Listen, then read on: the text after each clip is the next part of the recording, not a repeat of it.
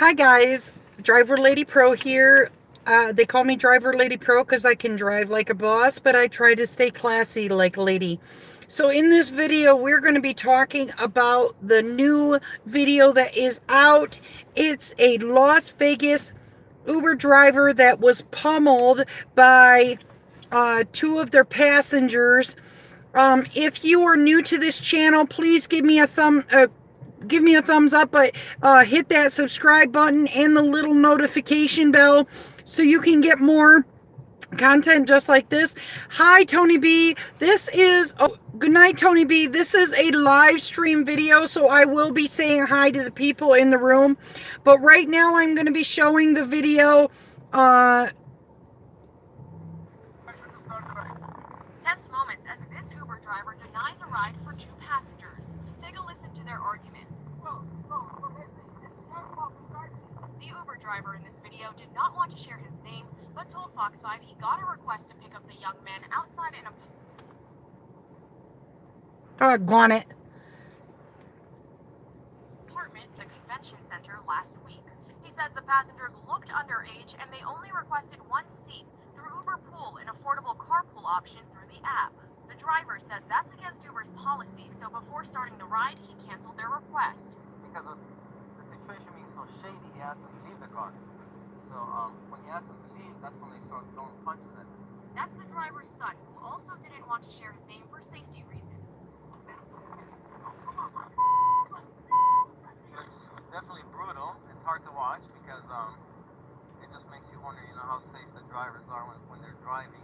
He rushed to meet his dad right after the attack. He was shaken up. He was shaking. He was basically panicking. He didn't know what had happened.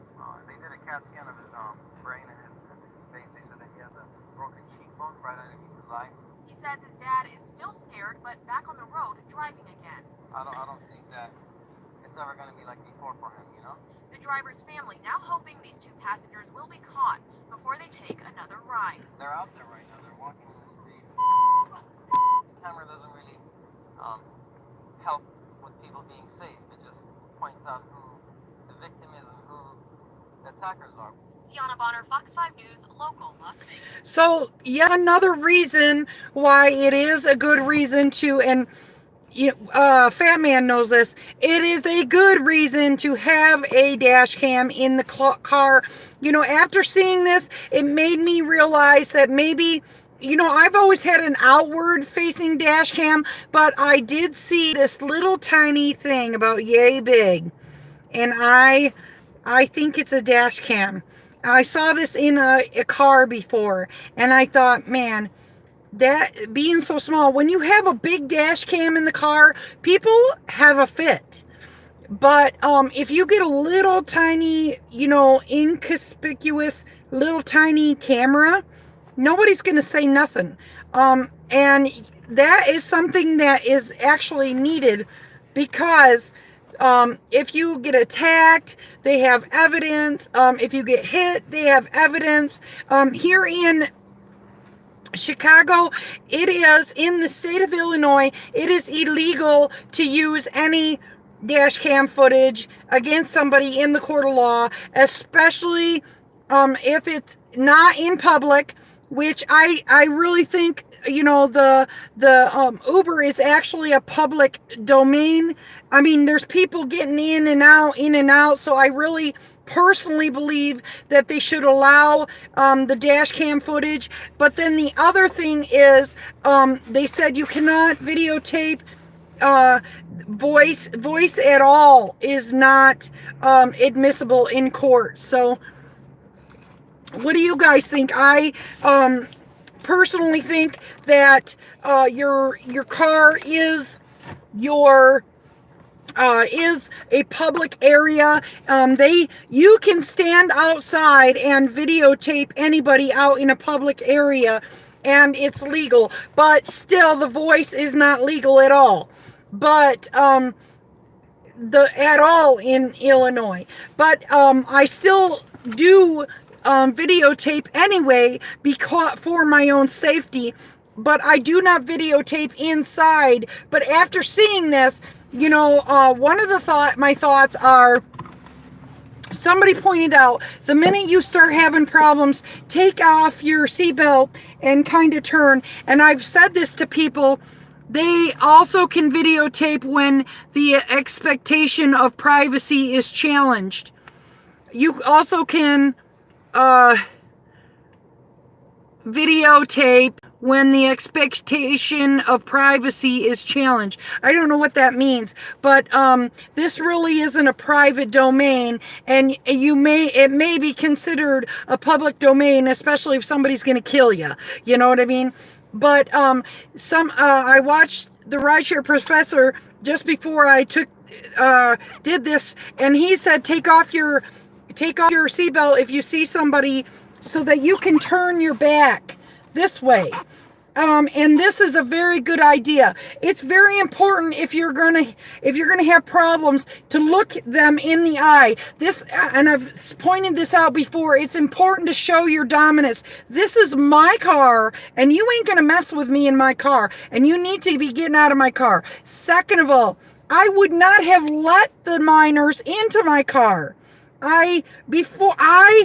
Whenever I stop for somebody, I have my finger on the button to lock my doors, because I just don't let anybody get into my car until I make sure. Sometimes I'll roll down the window. That means when someone is in a place where their privacy will be affected, they can't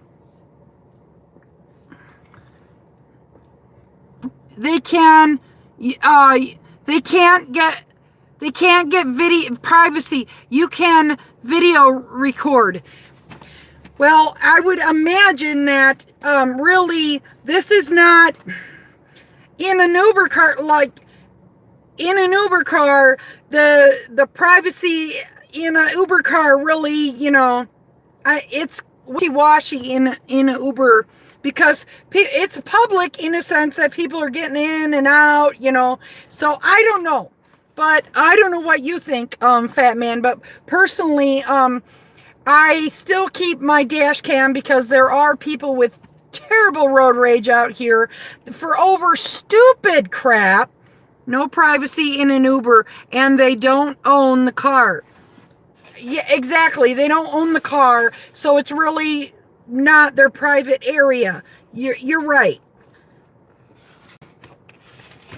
But so maybe it would be admissible in court, but still in Illinois,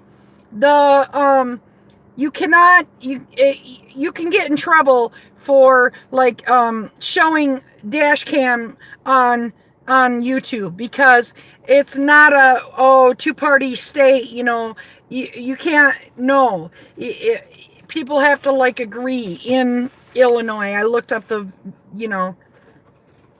I looked it up with all this controversy that we had. So it is important, if you have people getting in the car, that the first thing you do is take off your seatbelt, and you make sure you protect yourself and prepare, because maybe Tampa is different there, but in Chicago, this right now I'm in the South Side, and I don't conduct myself as though I am a victim. I feel like if you watched the beginning of that video, he kind of talked to these guys like this, okay? I would be like, listen, you need to be getting out of my car, okay? If you kind of talk to them at the side, no, no. Excuse me, this is my vehicle, and you can be getting on your way. I will face them face forward and show my dominance. Now, that doesn't mean that somebody is not going to attack me. And it's very important. I've seen this happen in it. I did a video on the woman in Atlanta. There is somebody back here. In that video, there was somebody right back here. The one guy was right here, and the other guy was slid over behind him, and he kind of hit him like that.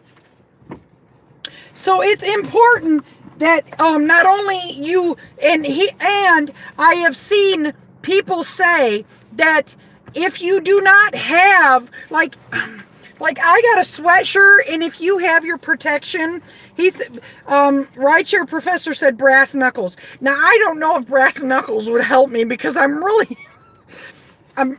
not good at punching.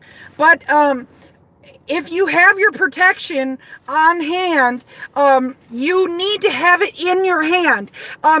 When you're being preyed upon, like if a pickpocket is trying to get you, if you're searching around in your purse for your protection, then he's gonna get away with it. But if you have your protection in hand, then you'll be all right. So you got to make sure you get Spanky out, and start beating some ass, because these people, I tell it to people straight. Look, this is my car, and I am a professional. I wouldn't have let the kids in, but I've had kids get in my car, and they were getting in. They had an open receptacle, and I was like, "Oh no, you can't get in my car with an open receptacle." And then they were being smart alecky before, and I'm not talking about teenagers. I'm talking about young adults, 18, 19-year-olds. And they're trying to get in my car with, a Red Bull or whatever. And you ain't getting in my car with, and then you're not getting in my car and being smart alecky to me either. But you got to remember, and rule number 1, really try not to engage and cause any problems anyway. I would have made sure that they were outside. Now, that doesn't mean that I'm not going to make a mistake and let somebody in and then realize, but once they get in my car, I am not going to be like, well, I can't bring you. Once they're in my car, I got to figure it out before they get in my car.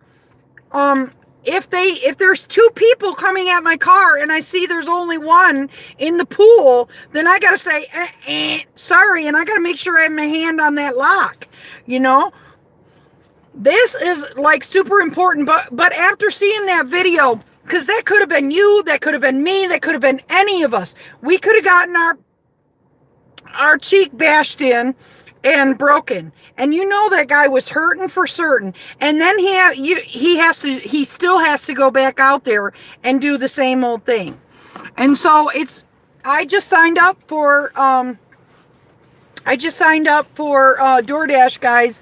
It's always good to be signed up with other apps. I'm signed up for Instacart. I just signed up for DoorDash. I absolutely love rideshare, but the thing of the matter is you are not always safe out here in this ride-sharing community. You aren't. 9 times out of 10, people are good, genuine, good people, but not all the time. So I just thought I'd stop in and give you guys a holler and see what you have to think. Fat Man, are you still in the room with me? What do you have to say about all this? What would you have done? Personally, I'm not playing. Not playing. Yeah. Well, we got 2 people in the room right now. Maybe Fat Man was watching and he got distracted or something. The whole point of the thing is, it's very important to stay safe out there and plan ahead. Think about these things ahead of time. So, I'm not getting any response in the room. I don't see anybody in the room. So, I am going to call it a night. Hustle hard, but hustle smart. And if you don't hustle smart, take your broke ass home. DriverLadyPro out. Hasta la vista, baby.